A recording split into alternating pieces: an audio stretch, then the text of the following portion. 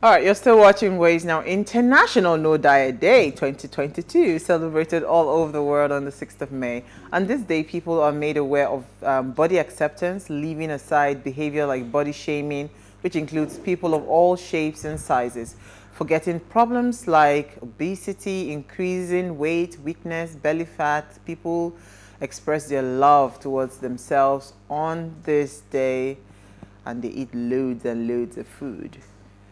Who did anything dieting today? Dieting? Not really, not me. So I put on a bit of weight, coming from where I was coming from, and I think I'm loving my new body. Oh, really? It's just the belly fat I don't really like. But you complained that your dress was bigger, so I think you've actually lost weight. I shouldn't lose weight, you. I was going to say the same, but yeah. I shouldn't lose weight, I think you've lost some weight. I shouldn't. They should publicize this day a lot more. Some people will take more advantage of it. Right? It's no diet. They just No eat diet. what They like. just eat what you love. Officially, the official cheat day is cheat today. days. Yes. So let me start with you, Uti. What's your story? Okay, so my story is a nice feel-good story. My headline reads, SS2 Pupil is Africa's math champion. So Victor Olatunji has emerged as the Africa Math Champion of 2022. He beat over 10,000 participants across 24 countries in Africa. So this is the maiden edition of this Crux Learning Mathematics Contest Africa, which is a reality TV competition designed to demystify, identify, and reward outstanding students in the area of mathematics. So yeah, like I said, he beat out 10,000 students in various rounds to come first, and his winnings was a $5,000 scholarship.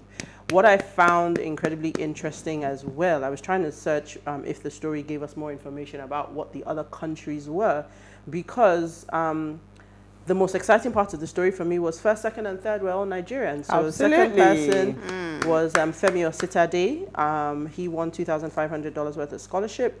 And third person was Joyce Onugbogu from Oka. So Victor is from Ibadan, Femi is from Ota, and Joyce is from Oka. So a good spread around around the nation, exactly. So really just proud that I'm super proud of them.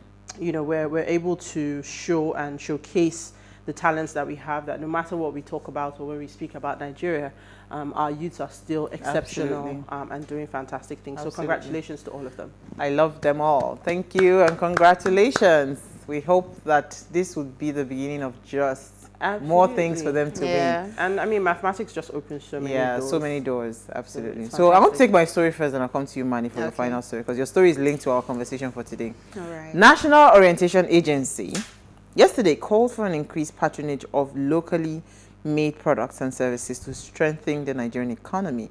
The acting state director of the agency in Edo State, Mr. Austin Odile, who spoke with journalists in Benin City, said Nigerians must jettison the preference for foreign goods and embrace homemade products for sustainable economic growth. He also said that the agency had been engaging various sector and stakeholders at all levels since 2016 through advocacy, interactive fora and media campaigns with a view to sensitize Nigerians to change their attitude towards locally made goods, thereby enabling revival of the local industries, creation of employment, and restoration of the national pride.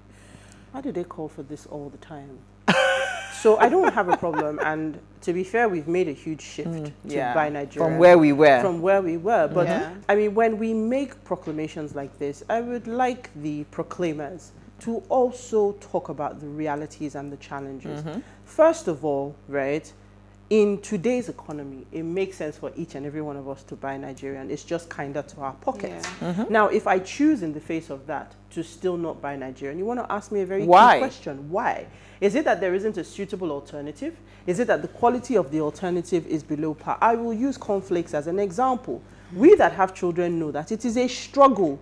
If your child has had foreign cornflakes, The day you give them Nigerian conflicts, they will tell you that, mommy, what's going on here? So quality is a real issue, right? You don't willingly and voluntarily go and buy something more expensive if there's a cheaper alternative that meets your needs and, you know, the quality and that the same you want. standards. Then when we even talk about saying buy Nigerian, let's talk about the environment, the business environment for Nigerian businesses who are pushing made in Nigeria goods. The value chain, the supply chain, there is so much, the infrastructure, the people who are making clothes, the amount they spend on fuel just to keep their businesses running. So, you know, when you make these proclamations, it's like going in the middle of an ocean and just standing there and saying, oh, you know what, I need to float in this particular place whilst the rest of the ocean I can sink there. Stop it. Okay. Manny, your story. Uti be calming down. This is the second. I think I took a story like this. Was it last week or something? They always say, but you see, before you come and say things, it's a feel-good thing to say. Yeah. But where is the reality on ground, right? And it's also very short-sighted because when you talk about that, if you were even seeing the bigger picture of it, which says, look, how much money are we losing in the supply chain? When tomatoes are in season, do you know how many go rotten? When mangoes are in season, do you know how many go rotten? Because we just haven't looked at that entire chain. We were exporting cocoa. We can export shea butter. There's so many things we can export. Look at that to bring in FX as opposed to what you're losing. Plug one hole. Don't come at us and say that we're just trying to survive with the products that we can even manage because you don't have alternatives. Tell us to stop it. Go away. Uti, please. Manny, your story. Federal government hikes electricity tariff. Consumers condemn power sector privatization. So the federal government, through its Nigerian Electricity Regulatory Commission on Thursday, officially released different document indicating the approved power tariff increase payable by consumers to various electricity distribution companies in Nigeria. In different orders to the 11 discos operating in Nigeria, the Commission stated that the tariff hike was based on the extraordinary review of the multi-year tariff order. As it explained, the order took effect from January 1st, 2022. The NEC provided myriads of reasons why it had to effect an upward review of the tariff payable to discos, as figures from the individual approvers for each disco show that the Commission hiked the amount to be paid by consumers for electricity beginning from February 2022. It said this was to ensure that rates paid by customers were in alignment with the quality of service to customer clusters as measured by the daily average availability of power supply. It said also that the order would ensure that tariff payable by customers were commensurate and aligned with the quality and availability of power supplies committed to customer clusters by disco. Yes, so what do you think about the electricity hike? We shall tell you what we think about it when we come back from the break, because that's our conversation, and that was why I left that story for you to hear. All right, so we'll come back from the break. We'll continue the conversation. Stay with us. We'll be right back.